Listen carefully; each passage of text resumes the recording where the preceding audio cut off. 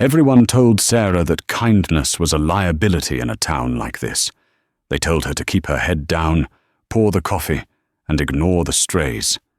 But Sarah couldn't ignore the trembling girl at table 4. For 3 weeks, she fed her, protected her, and kept her secret. She thought she was just helping a runaway. She was wrong. She wasn't feeding a beggar. She was hiding the most valuable asset in the city. And when the black SUVs finally pulled up and the man in the Italian suit stepped out, Sarah realized too late. Sometimes, the person you're trying to save is the bait. The neon sign of the Greasy Spoon flickered with a dying hum, casting a rhythmic red glow over the wet asphalt of Route 9. It was 5:30 a.m. in a forgotten corner of Seattle, the hour when the city held its breath before the chaos of the commute began. Inside, the air smelled of stale bacon grease, floor wax, and the distinct bitter aroma of cheap coffee. Sarah Jenkins tied her apron tight around her waist, double-knotting the strings. At 32, Sarah carried the kind of tiredness that sleep couldn't fix. She had 3 jobs, a pile of medical debt from her mother's surgery, and a beat-up Honda Civic that sounded like a lawnmower. But the Greasy Spoon was her sanctuary. It was predictable, until the girl started showing up. It began on a Tuesday. The bell above the door chimed, a cheerful sound that clashed with the dreary grey morning. Sarah looked up from the counter, pot of coffee in hand, expecting Old Man Miller or one of the truckers from the depot. Instead, a small figure stood in the entryway, dripping wet. She looked no older than 11. Her oversized grey hoodie swallowed her frame, the sleeves hanging past her hands. She wore dirty jeans and sneakers that were held together by silver duct tape. But it was her eyes that stopped Sarah mid-pour. They were wide, icy blue and filled with a frantic, hunted intelligence. "Table for one?" Sarah asked gently, her voice cutting through the hum of the refrigerator. The girl didn't speak. She didn't even nod. She just walked to the booth furthest from the window, table 4, the one tucked in the darkest corner, and sat down facing the door. Sarah approached, pad in hand. "Honey, you need a menu. Or maybe a hot chocolate. You're shivering." The girl kept her hands hidden in her hoodie pocket. She stared at the table surface, her jaw tight. Sarah sighed, glancing at the manager, aggressive and bald-headed Rick, who was in the back office counting receipts. If Rick saw a non-paying customer, he'd kick them out before they could dry off. "I'll bring you a grilled cheese," Sarah whispered, leaning down. "On me. Just look like you're waiting for someone, okay?" The girl looked up then. For a split second, the fear in her eyes softened. She gave a microscopic nod. For the next hour, the girl ate the sandwich with the precision of someone who didn't know when their next meal was coming. She didn't drop a crumb.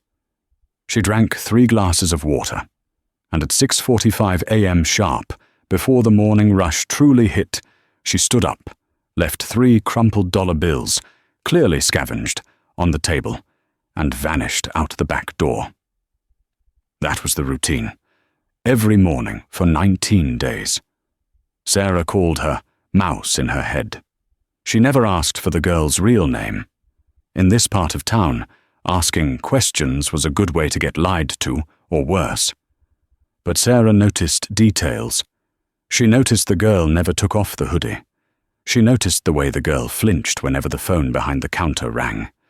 She noticed the bruises on the girl's wrists, faint and yellowing, the shape of large fingers. "You're getting attached," cautioned Brenda, the line cook, flipping eggs with a cigarette dangling from her lip. "Don't feed the wildlife, Sarah. That kid's got trouble written in Sharpie all over her forehead." "She's just a kid, Brenda," Sarah replied, scraping leftovers into the bin. "She pays, mostly. She pays in crumpled singles that smell like gutter water," Brenda grunted. and she watches the door like she's expecting the devil to walk in. Sarah didn't argue. She knew Brenda was right, but Sarah also knew what it was like to be invisible. 10 years ago, Sarah had been a runaway too, sleeping in bus stations and praying for a kind stranger. She hadn't found one. She had promised herself that if she ever made it out, she would be that stranger for someone else. On the 20th morning, the routine broke. The girl didn't eat. She sat at table 4, her hands trembling so violently that the water in her glass rippled. She kept checking a small, cracked digital watch on her wrist. Sarah walked over, pouring a fresh coffee for herself just to have an excuse to stand there. "Hey," she murmured. "Rough night?" The girl looked up. Her lip was bleeding, split down the center. Fresh blood. Sarah's maternal instincts, long dormant, flared hot and bright. She slammed the coffee pot down on the table, harder than she intended. Who did that? Was it someone on the street? The girl shook her head, her eyes wide, pleading with Sarah to lower her voice. She reached out, her small, cold hand grabbing Sarah's wrist. Her grip was surprisingly strong. She spoke for the first time in 3 weeks. Her voice was raspy, like it hadn't been used in years. "He found me." The words hung in the air, heavy and suffocating. "He found me." Sarah froze. "Who? Your dad? A dealer?" The girl didn't answer. She reached into her pocket and pulled out a folded piece of paper. It was a napkin from the diner, covered in frantic scribbles. She shoved it into Sarah's apron pocket. "Don't read it yet," the girl whispered. "Just keep it. Please." Before Sarah could ask another question, the atmosphere in the diner shifted. It wasn't a sound. It was a change in pressure. The casual chatter of the truckers at the counter died down. The clinking of silverware stopped. Sarah looked up. Through the rain-streaked front window, 3 large vehicles were pulling into the parking lot. They weren't the usual rusty pickups or delivery vans. They were Lincoln Navigators, blacked out, pristine, and menacing. They moved in a synchronized formation, boxing in the entrance. "Rick!" Sarah shouted toward the back, panic rising in her throat. "We got a situation!" Rick emerged from the office, wiping mayonnaise off his shirt. "What? Is the health inspector back?"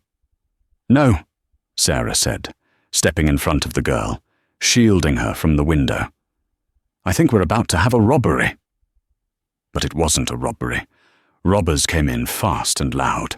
These men moved with the terrifying calm of professionals. The doors of the SUVs opened in unison. 4 men stepped out first. They were giants, wearing long charcoal raincoats that failed to hide the bulk of Kevlar vests underneath. They wore earpieces. They scanned the perimeter, checking the roofline, the alley, the road. Then, the rear door of the middle vehicle opened. A man stepped out. He was different. He didn't wear a raincoat. He wore a tailored navy suit that probably cost more than the diner itself. He was older, perhaps in his late 50s, with silver hair swept back perfectly. He had a face that belonged on currency, handsome, distinguished, and utterly cold. He didn't look at the building. He just buttoned his suit jacket and walked toward the door. "Lock the door, Sarah," the girl whimpered. She had slid under the table, curling into a ball on the dirty linoleum. "Please lock it." Sarah rushed to the front, fumbling with the deadbolt. But she was too slow. The bell chimed. It sounded like a funeral toll. One of the bodyguards caught the door before Sarah could slam it. He didn't push her. He simply occupied the space, so immovable that Sarah bounced off him. He held the door open. The man in the suit walked in. He stopped in the center of the diner. He took a slow breath, looking around with a mix of amusement and disgust. He pulled a white handkerchief from his pocket and dabbed a speck of rain from his lapel. "Good morning," the man said. His voice was rich, a baritone that commanded attention. It wasn't a shout, but it reached every corner of the room. "I apologize for the intrusion. My name is Victor Sterling." Rick, usually the loudest man in the room, was cowering behind the cash register. "Look, mister, we don't want no trouble. Take the cash, just don't hurt anyone." Victor Sterling laughed softly. It was a dry, humorless sound. "I have no need for your petty cash, sir. I am here for a retrieval." He turned his head, his eyes scanning the booths. He ignored the truckers. He ignored Brenda, who was clutching a frying pan like a weapon. His eyes locked onto Sarah. Or rather, they locked onto the empty seat at table 4, where Sarah was standing guard. "Sarah, isn't it?" Victor asked, reading her name tag from across the room. "You have something that belongs to me." Sarah's heart hammered against her ribs. She could feel the girl trembling against her calves under the table. She had a choice. She could step aside.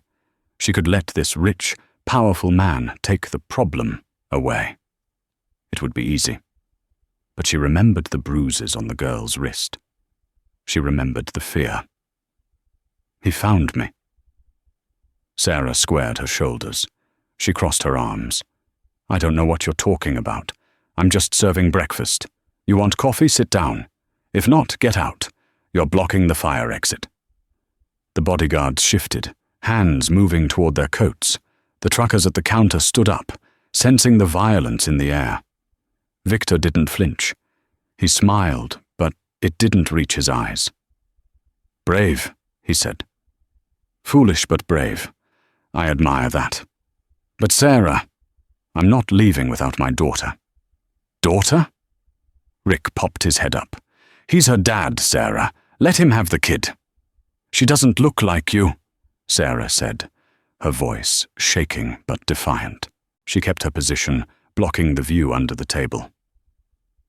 "She takes after her mother," Victor said, his voice dropping to a mournful register that sounded almost rehearsed. He took a step forward. "My little Emily has been missing for 6 months. She's unwell, mentally. She runs away. She tells stories.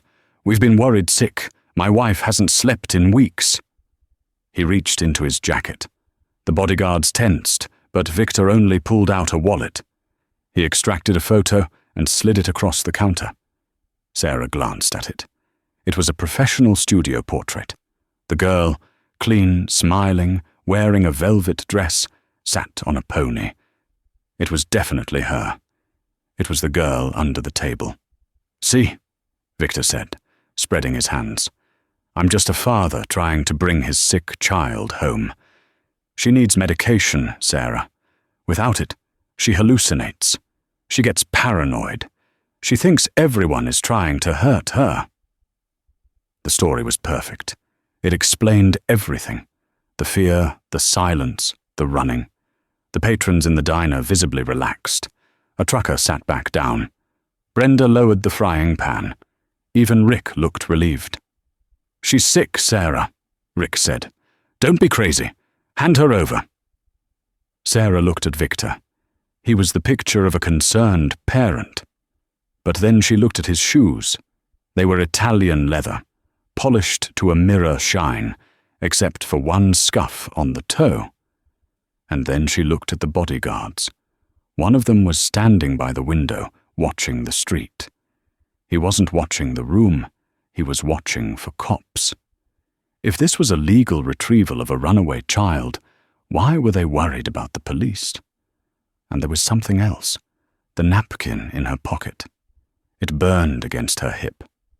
Sarah slowly knelt down, pretending to tie her shoe. She looked under the table. The girl, Emily, or whatever her name was shaking her head frantically. Tears streamed down her face. She mouthed one word, "Liars." Sarah stood up. She looked Victor in the eye. "If you're her father," Sarah said, "tell me what her favorite food is." Victor blinked. A flash of irritation crossed his face, gone in an instant. "She loves ice cream. Vanilla." Sarah felt a chill. For 3 weeks, this girl had eaten nothing but grilled cheese with extra pickles. When Sarah had offered her ice cream once, the girl had pushed it away, clutching her stomach. Lactose intolerant. "Wrong," Sarah said softly. Victor's smile evaporated. The temperature in the room seemed to drop 10 degrees. "Excuse me." "She's lactose intolerant," Sarah said, her voice gaining strength. "She throws up if she touches dairy.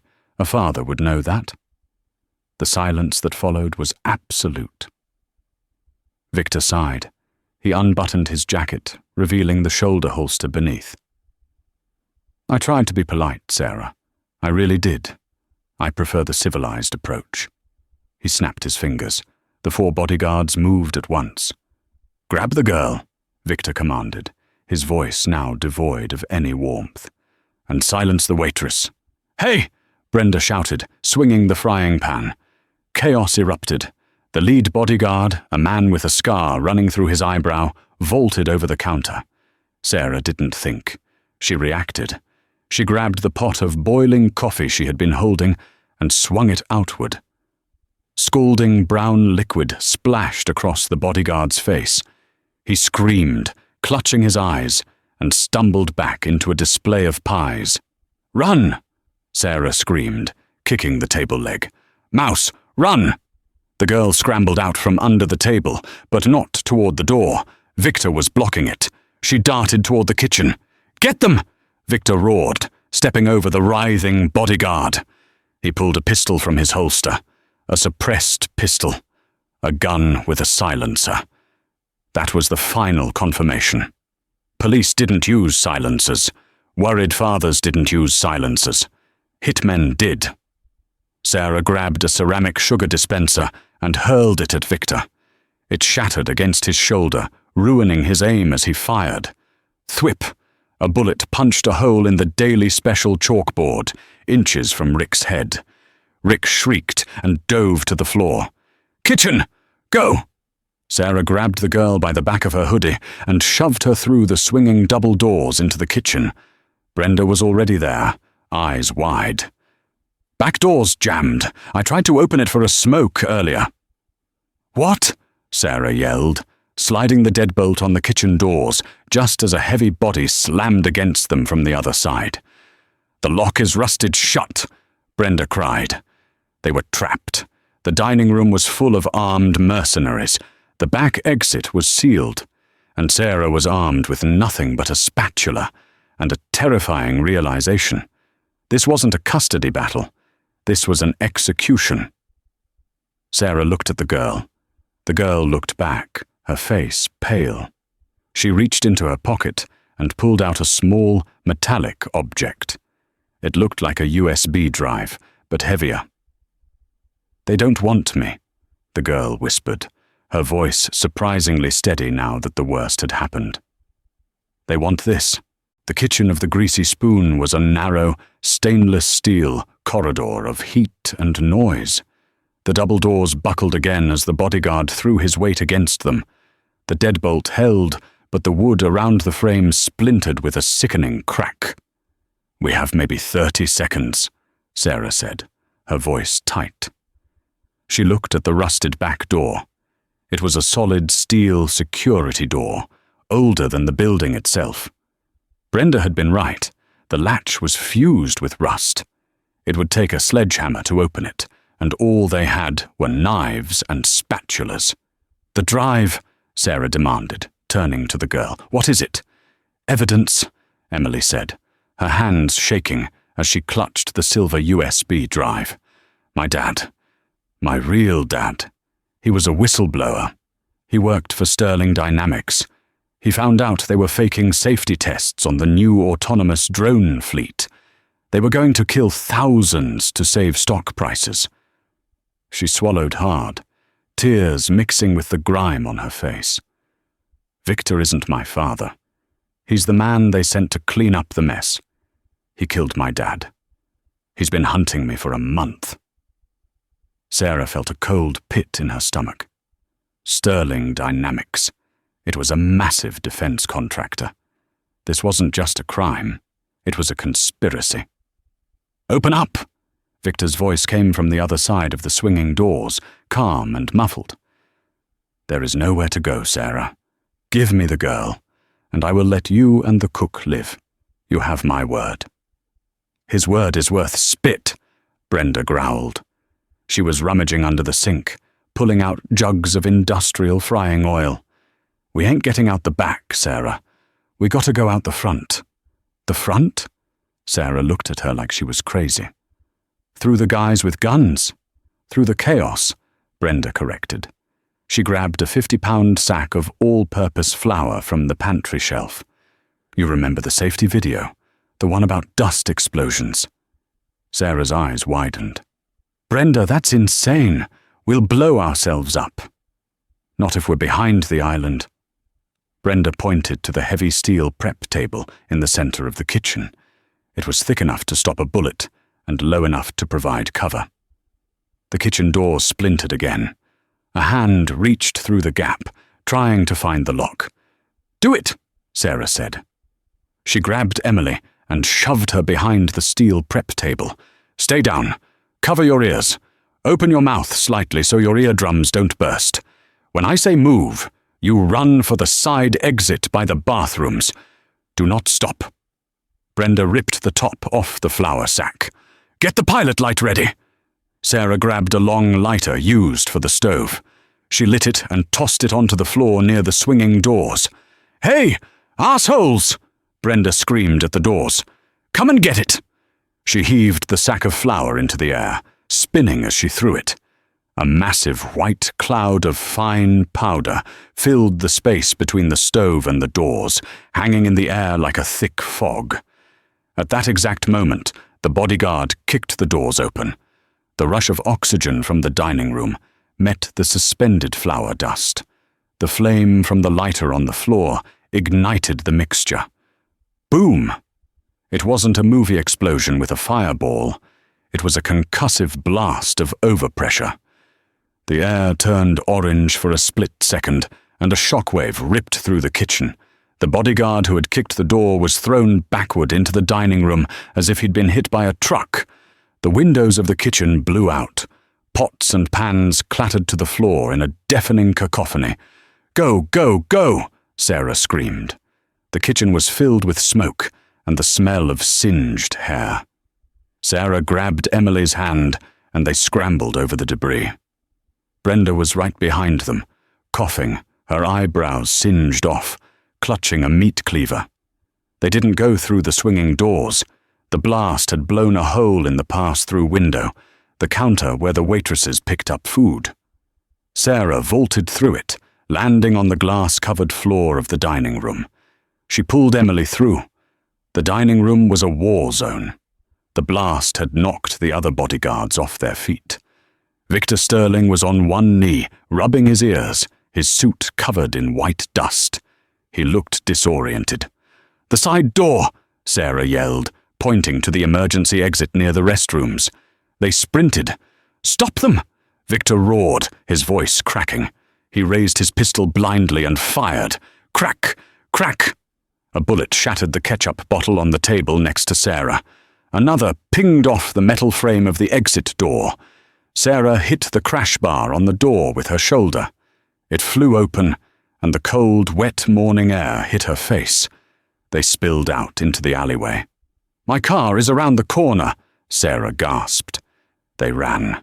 The rain was coming down harder now, a torrential Seattle downpour that soaked them to the bone in seconds. They rounded the corner to the employee parking lot. There sat Sarah's 2004 Honda Civic. It was rusted, dented, and had a bumper held on by zip ties. But right now, it looked like a chariot of gold. "Get in the back!" Sarah shouted to Emily. She dove into the driver's seat. Brenda rode shotgun. Sarah jammed the key into the ignition and turned it. The engine sputtered. Chug, chug, chug. "No, no, no, don't you dare," Sarah pleaded, pumping the gas pedal. "Come on, Betsy, please." The back door of the diner burst open. Two bodyguards stumbled out, guns raised. "Start!" Brenda screamed, slamming her fist on the dashboard. The engine roared to life with a cloud of blue smoke. Sarah slammed the gear shift into reverse. She didn't look back. She just floored it. The Honda shot backward, tires screeching on the wet pavement. She clipped one of the bodyguards, sending him tumbling over the hood of a parked delivery van. She spun the wheel, shifting into drive, and the car fishtailed violently before gripping the asphalt. Bullets sparked against the trunk. The back windshield shattered, showering Emily with safety glass. "Get down!" Sarah yelled. She swerved out of the parking lot and onto Route 9, cutting off a semi-truck that blasted its horn. Sarah didn't care. She pushed the gas pedal to the floor. The speedometer climbed slowly. 40, 50, 60. In the rearview mirror, Sarah saw the black SUVs peeling out of the diner parking lot, their headlights cutting through the gloom like the eyes of predators. "They're coming," Emily whispered from the floor of the back seat. "Let 'em come," Brenda said, wiping blood from a cut on her forehead. "This piece of junk has one thing going for it." "What's that?" Sarah asked, white-knuckling the steering wheel. "It's invisible," Brenda said, "but we need to get off the main road. Now." The chase down Route 9 wasn't about speed. It was about survival. The Honda Civic maxed out at 90 miles per hour, rattling as if it were about to disintegrate. The Lincoln navigators behind them could do 120 without breaking a sweat. Sarah wove through the morning traffic, using the heavy trucks as shields. Every time she checked the mirror, the black shapes were there, weaving closer, hunting in a pack. "Where are we going?" Emily asked. She had crawled back onto the seat, brushing glass from her hair. She looked at the USB drive in her hand as if it were a radioactive isotope. "We need a place with no cameras," Sarah said, her mind racing. "No digital footprint. Victor has resources. If we go to a hotel, he finds us. If we go to the police—" "He owns the police commissioner," Emily interrupted. "That's why we couldn't go to the cops. My dad tried. That's how they found him." Sarah gripped the wheel tighter. "Okay, so no cops, no hotels. We need to go off-grid," Brenda said. She was rifling through the glove box. She found a map, an actual paper map from 2010.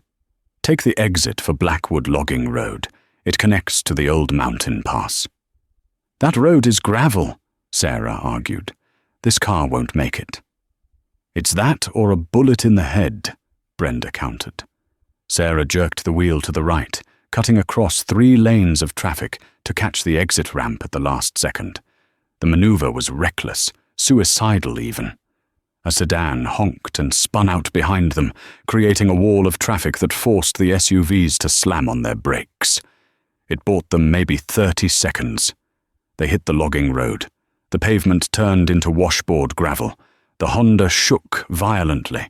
Mud splattered the windshield, and the wipers fought a losing battle against the sludge. "Talk to me, kid," Sarah said, needing to focus on something other than the terrifying slide of the tires. "Who is this Victor guy, really? You said he's a cleaner." Emily nodded. "Victor Sterling isn't his real name. It's an alias. He's the head of internal security for the Meridian Group. They do everything. Pharma, weapons, AI. My dad was the lead engineer on the Ghost drone project. He found a line of code that targeted civilians in conflict zones to increase engagement metrics. Basically, the drones were programmed to create more enemies to ensure the war kept going, which meant more contracts for Meridian." Brenda let out a low whistle. "War for profit. Tale as old as time." "My dad downloaded the source code and the emails proving the executives ordered it," Emily continued. "He put it on this drive. He told me if anything happened to him, I had to give it to a journalist named Marcus Thorne in D.C., but I don't know how to get to D.C. "We'll worry about D.C. later," Sarah said. "Right now, we need to worry about the 3 tons of steel trying to ram us off a cliff." She looked in the mirror. The SUVs had cleared the traffic. They were on the logging road now. Their suspension soaked up the bumps that were tearing the Honda apart. They were gaining. Fast. "We're not going to make it to the pass," Brenda said, looking out the back window. "They'll catch us on the incline." Sarah looked at the terrain. To her left was a dense forest of pines. To her right, a steep drop-off into a ravine. "I have an idea," Sarah said. "Brenda, grab the wheel." "What?" Brenda shouted. "Grab the damn wheel!" Brenda leaned over and clamped her hands on the steering wheel. Sarah reached into her pocket and pulled out her cell phone. "They're tracking us," Sarah realized aloud. "That's how they knew where we were in the diner. They pinged my phone, or yours." She looked at Emily. "Do you have a phone?" "No," Emily said. "I threw it away weeks ago." "Then it's mine," Sarah said. She looked at the screen. No signal bars, but the GPS was likely still active if they had a Stingray device. "Brenda, when I say, jerk the wheel hard, left into that fire trail," Sarah commanded. "That's a hiking trail, Sarah. It's 4 feet wide. Just do it." Sarah rolled down her window. The roar of the engines behind them was deafening. The lead SUV was only 50 feet back, its grille filling the rearview mirror. Sarah held her phone out the window. "Hey, Sterling!" she screamed into the wind, though he couldn't hear her. She waited until they passed a marker for a scenic overlook, a spot where the ravine dropped away sharply. "Now!" Sarah yelled. She threw the phone as hard as she could out the right window, aiming for the bushes near the cliff edge. Simultaneously, Brenda yanked the wheel left. The Honda lurched. The tires screamed, losing traction on the gravel, but the car drifted sideways and shot into the narrow, overgrown fire trail hidden between 2 massive redwoods. Branches whipped against the doors, shattering the side mirrors. The lead SUV driver, focused on the GPS dot that suddenly flew to the right, reacted instinctively. He swerved right, but there was no road to the right, only the cliff edge. The SUV hit the loose gravel of the overlook. The driver tried to correct, but the momentum was too great. The vehicle slid, tilted, and then, with a slow, grinding majesty, tipped over the edge. It tumbled down the ravine, crashing through trees before coming to rest 100 feet down in a cloud of steam and dust. The second and third SUVs slammed on their brakes, skidding to a halt to avoid following their leader into the abyss. Deep in the woods, Sarah wrestled the wheel back from Brenda. The Honda bounced over roots and rocks, tearing its undercarriage to shreds. They drove for another mile down the hiking trail until the car finally gave up. The front axle snapped with a loud bang, and the car slammed into a muddy embankment. Silence returned to the forest, save for the hissing of the Honda's radiator. "Is everyone okay?" Sarah asked, her voice trembling. "I bit my tongue," Emily said, wiping blood from her mouth. "But I'm okay." "We walked away," Brenda said, kicking the door open. "That counts as a win." They scrambled out of the wrecked car. The rain was filtered by the tree canopy now, turning into a cold mist. "We can't stay here," Sarah said. "The other 2 cars will backtrack. They'll send foot soldiers." "Where do we go?" Emily asked, hugging her hoodie tight. She looked smaller than ever against the backdrop of the giant trees. Sarah looked at the compass on her keychain. She knew these woods. She had grown up in a trailer park 10 miles from here. She used to hide in these woods when her own father came home drunk. "There's a place," Sarah said, "about 4 miles north, an old salvage yard. The owner owes me a favor." "What kind of favor?" Brenda asked skeptically. "I saved his life once," Sarah said grimly. "Let's hope he remembers it." They walked for 2 hours. The terrain was brutal, slick mud, thorny underbrush, and steep inclines. Emily struggled, her energy fading, but she never complained. Sarah kept a hand on the girl's shoulder, guiding her, pulling her up the steep parts. Finally, they saw it. Through the trees, A tall chain-link fence topped with razor wire appeared. Inside, stacks of rusted cars formed a labyrinth of metal. In the center stood a corrugated metal shack with smoke curling from a chimney. A sign on the gate read, "Miller's Salvage. Trespassers will be shot. Survivors will be shot again." "Miller?" Brenda squinted. "Old man Miller, the guy who orders the oatmeal and complains about the raisins?" "The very same," Sarah said. She approached the gate. A German shepherd barked viciously from the other side, throwing itself against the fence. "Zeus! Down!" A voice cracked like a whip. An old man stepped out of the shack. He held a double-barreled shotgun, resting casually in the crook of his arm.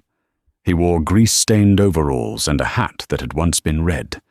He squinted at them through the rain. "You got 3 seconds to give me a reason not to let the dog eat you." "It's Sarah," she called out, stepping into the light. "From the spoon. And I brought you raisins." Miller lowered the gun slightly. He spit a stream of tobacco juice onto the mud. "You look like hell, Sarah. And you brought company.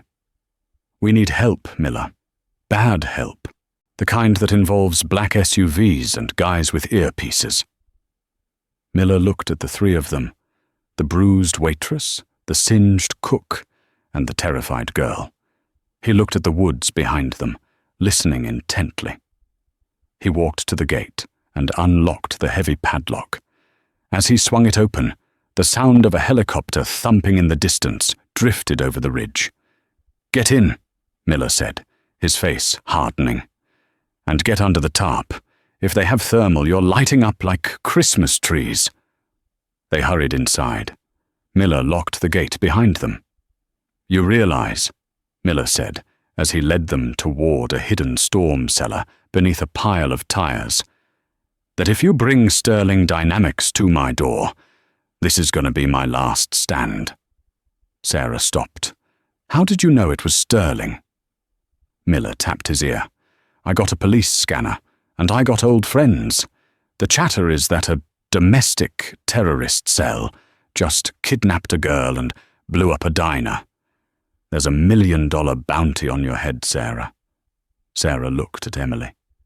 $1 million. Every junkie, mercenary, and desperate soul in the state would be looking for them. "We can leave," Sarah said. "I won't bring this on you." Miller scoffed. He opened the cellar door, revealing a bunker stocked with weapons and canned food. "Don't be stupid. I've been waiting for a war since '91. Get inside. I'll make coffee. Better than that swill you serve." They descended into the darkness of the bunker. It was safe, for now. But as the heavy iron door clanged shut above them, Sarah knew the truth. They hadn't escaped. They had just cornered themselves, and the wolf was at the door with 1,000,000 reasons to tear it down. The bunker smelled of gun oil and cold earth. Above them, the rain hammered against the scrap metal of the salvage yard, a rhythmic drumbeat that masked the approaching danger. Miller paced the small concrete room, checking the feed on a bank of grainy black and white monitors. "They're not using police scanners anymore," he grunted, adjusting a dial. "They've switched to encrypted channels. That means the mercenaries are in charge now. The cleaners." Sarah sat on a crate of MREs, wrapping a bandage around Brenda's hand. Emily was curled up in the corner, illuminated by the blue light of a laptop Miller had dug out of a pile of e-waste. "Can you access the drive?" Sarah asked. "I'm trying," Emily said, her fingers flying across the keyboard. "But it's encrypted with a biometric key. It needs my dad's fingerprint. Or," she hesitated, "or mine. He programmed it to recognize my DNA sequence, but I need a scanner."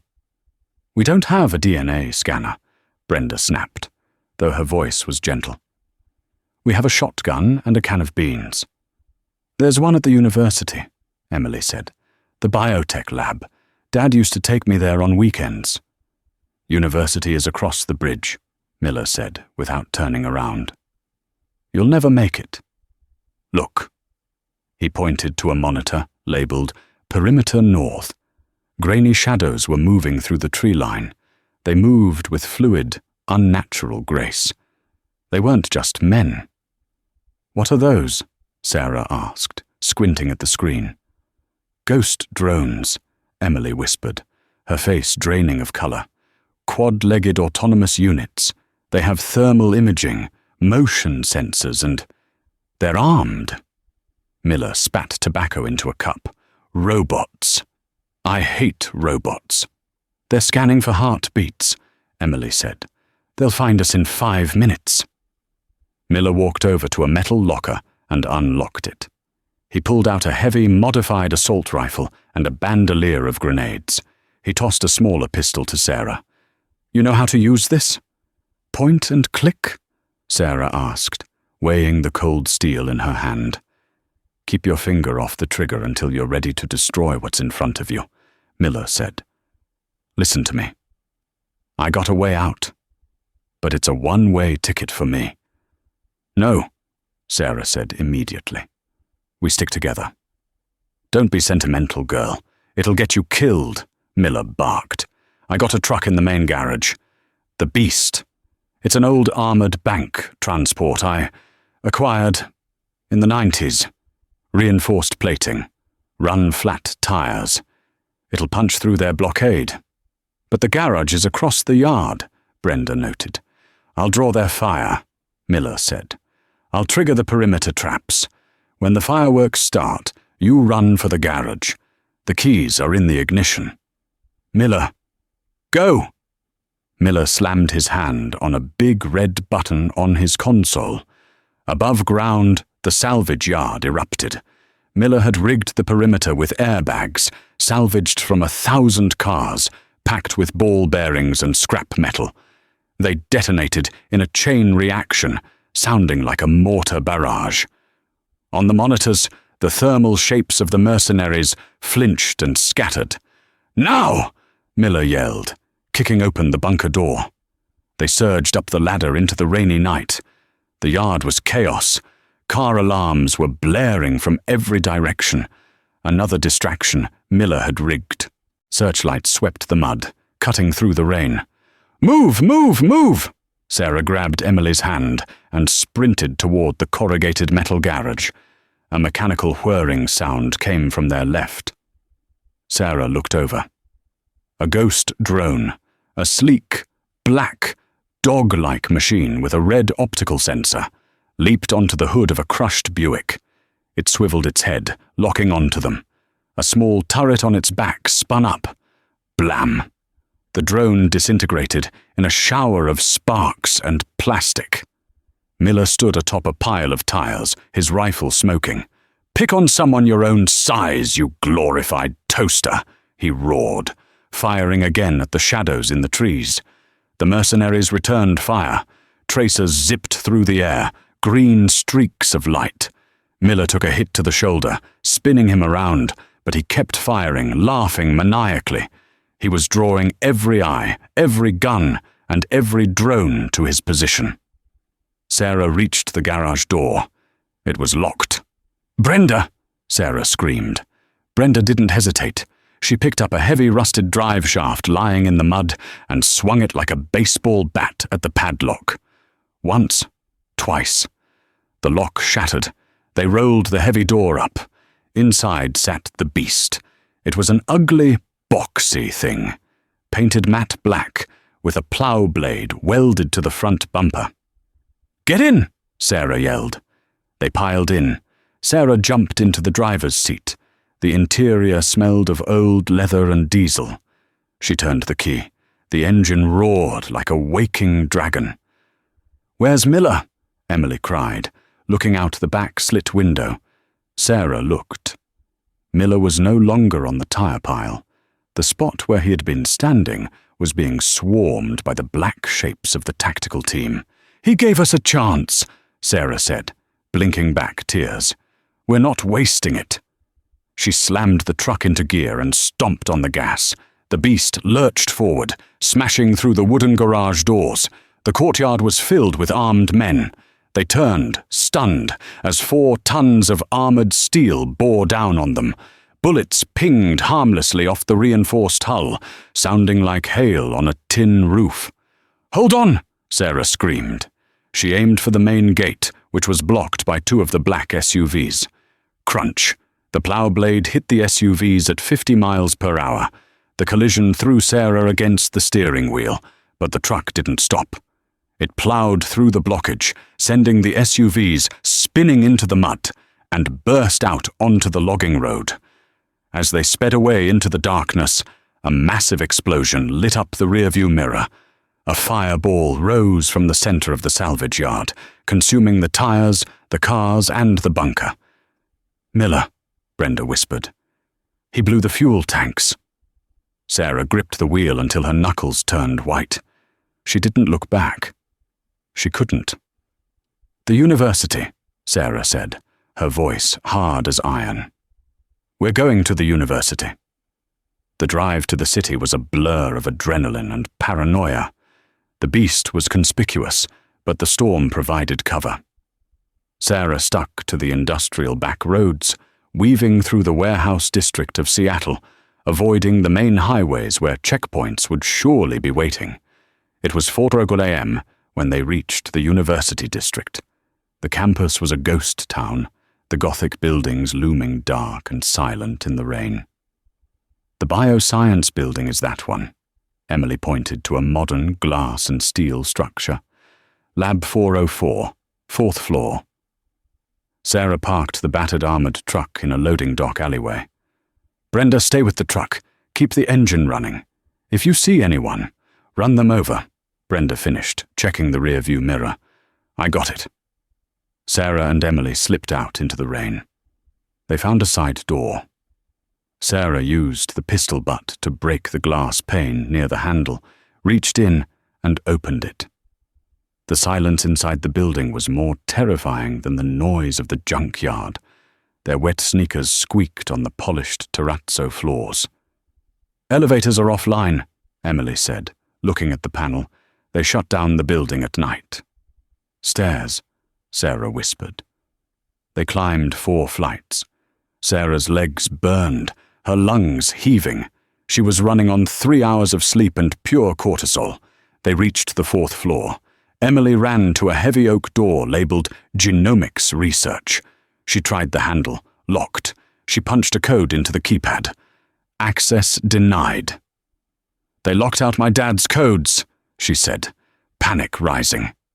Sarah stepped back and kicked the door right next to the lock. The wood held. She kicked again, putting her waitressing frustration, the rude customers, the low tips, the aching feet, into the blow. The frame splintered, and the door swung open. The lab was full of expensive equipment, centrifuges, and computers.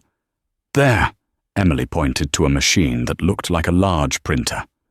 "That's the sequencer." She ran to it, plugging the USB drive into the console. She placed her small thumb on the glass scanner plate. Scanning. Identity. Confirmed. Emily Sterling. "I'm in," Emily typed furiously. "I'm decrypting the files. Oh my God." "What?" Sarah asked, watching the door. "It's not just the drones," Emily said, her eyes scanning the scrolling text. "It's the politicians, the senators who authorized the funding. My dad, Victor. He has blackmail on half of Congress. That's why he's untouchable. Can you upload it?" "I'm sending it to everyone," Emily said. "The New York Times, the FBI Cyber Division, CNN, the BBC. Once I hit enter, it's out. They can't stop it." A ding echoed from the hallway. Sarah froze. The elevator. The one Emily said was offline. "Hurry," Sarah hissed. 90%. The screen read. Footsteps. Slow, deliberate, hard-soled shoes on tile. Sarah moved to the doorway, raising the gun Miller had given her. Her hands were shaking. Victor Sterling rounded the corner. He wasn't alone. 2 bodyguards flanked him, rifles raised, but Victor held a hand up, signaling them to hold fire. He looked impeccable, despite the long night, not a hair out of place. "Sarah," he said, his voice echoing in the empty corridor, "you have been a surprising adversary. Most people would have taken the bribe, or died in the diner." "I'm not most people," Sarah said, leveling the gun at his chest. "No," Victor agreed. "You're a nuisance, a cockroach that refuses to be crushed." He took a step forward. "Step away from the door, Sarah. The girl is confused. She doesn't understand the complexity of the world. Peace requires management." "Is that what you call killing kids?" Sarah spat. "Management." "Collateral," Victor corrected. "Necessary sacrifices for stability." "Done!" Emily shouted from inside the room. "I hit send!" Victor's face twitched. For the first time, the mask slipped. Pure, unadulterated rage flashed in his eyes. "Kill them," he ordered. The bodyguards raised their rifles. Sarah didn't think. She didn't aim. She just fired. Bang! She missed Victor, hitting the fire extinguisher on the wall behind him. It exploded in a cloud of white chemical foam, obscuring the hallway. "Get down!" Sarah tackled Emily behind a lab bench, just as the bodyguards opened fire. Bullets shredded the drywall, smashing beakers and monitors.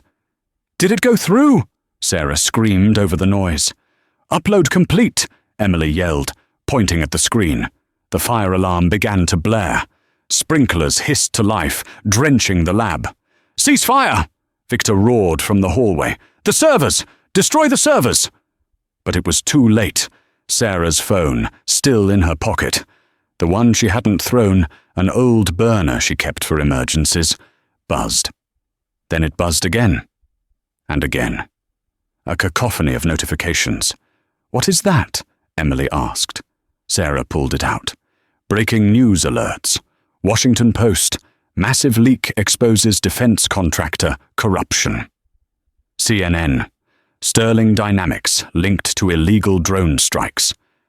"It's everywhere," Sarah breathed. Victor stepped into the lab, waving the white foam away. He held a pistol. He looked at the computer screen, then at his own phone, which was lighting up with calls he wouldn't answer.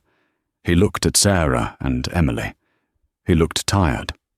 The arrogance was gone, replaced by the hollow look of a man who knows the game is over. "You have no idea what you've done," Victor whispered. "You've toppled the pillars of the world." He raised his gun, aiming directly at Emily's head. If he was going down, he was taking his problem with him. "Goodbye, Emily." Crash. The wall of the lab, the exterior glass wall facing the street, shattered inward. A massive matte black shape smashed through the glass, raining shards onto the floor. It was the plow blade of the beast. Brenda had driven the armored truck onto the adjacent landscaping ramp and rammed it into the fourth floor of the atrium-style building. The truck hung precariously over the edge, the front cab crushed into the room. The impact knocked Victor off his feet. He slid across the wet floor, his gun skittering away. Brenda kicked the driver's door open, blood streaming from her nose, holding the shotgun Miller had given them. "Order up, asshole!" she screamed. She fired a warning shot into the ceiling. Victor scrambled back, looking from the truck to the gun to the ruin of his life. Sirens. Not just a few. A symphony of them. Police. FBI. SWAT. The building was surrounded. Victor Sterling slumped against a lab bench. He didn't reach for his gun. He simply adjusted his tie, straightened his jacket, and waited for the handcuffs. Sarah lowered her weapon. She looked at Emily. The girl was crying, but for the first time in 3 weeks, she wasn't shaking. Sarah pulled her into a hug, burying her face in the girl's wet, messy hair. "It's over, Mouse," Sarah whispered. "It's finally over." The scandal that followed the university siege dominated the news cycle for months. Sterling Dynamics was dismantled, its board indicted, and Victor Sterling was sentenced to 3 consecutive life terms. But the cameras eventually moved on, as they always do. Sarah didn't want the fame, but she accepted the reward money, not for herself, but to start over. She and Brenda bought the old diner. They renovated it, fixed the roof, and gave it a new name, the Iron Spoon. Above the counter hangs a framed photo of an old man in a red hat holding a shotgun, a tribute to Miller, whose body was never found in the wreckage of the salvage yard, leaving one final mystery behind. As for Emily, she didn't disappear into the system. Sarah filed the adoption papers 3 days after the dust settled. It wasn't easy, but they had the best lawyers the reward money could buy. Now, Emily doesn't sit at table 4 in a hoodie anymore. She sits at the counter, doing her homework, laughing with Brenda and stealing pickles from the jar. She isn't a ghost. She is a girl who was found. Sarah often looks at her and thinks about that first rainy morning. She realizes that she didn't save Emily. In every way that mattered, Emily had saved her. Wow, what a journey. It just goes to show that you don't need a badge or a cape to be a hero. Sometimes, you just need to be the one person who refuses to look away. Sarah risked everything for a stranger, proving that courage is fair, holding on a minute longer. If this story kept you on the edge of your seat, please smash that like button. It really helps us bring more of these stories to life. And if you want to hear more incredible tales of ordinary people facing extraordinary odds, make sure to subscribe and ring that notification bell so you never miss an upload. I want to hear from you in the comments. If you were in Sarah's shoes, would you have protected the girl, or would you have walked away to stay safe? Be honest. Thanks for watching. Stay safe out there, and I'll see you in the next video.